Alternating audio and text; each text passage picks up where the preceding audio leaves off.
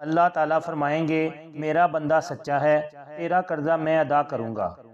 حضرت محمد صلی اللہ علیہ وآلہ وسلم فرماتے ہیں کہ ایک قرض دار کو اللہ تعالیٰ قیامت کے دن بلا کر اپنے سامنے کھڑا کر کر پوچھے گا کہ تو نے قرضہ کیوں لیا اور کیوں رقم ضائع کر دی جس سے لوگوں کے حقوق برباد ہوئے۔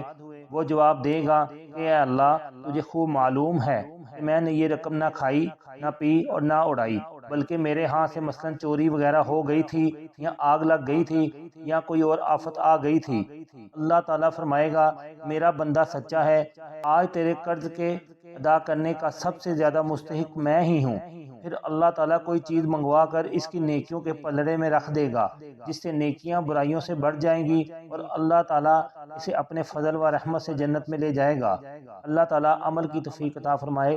لائک اور شیئر کر دیں، چینل کو سبسکرائب اور فالو کر دیں۔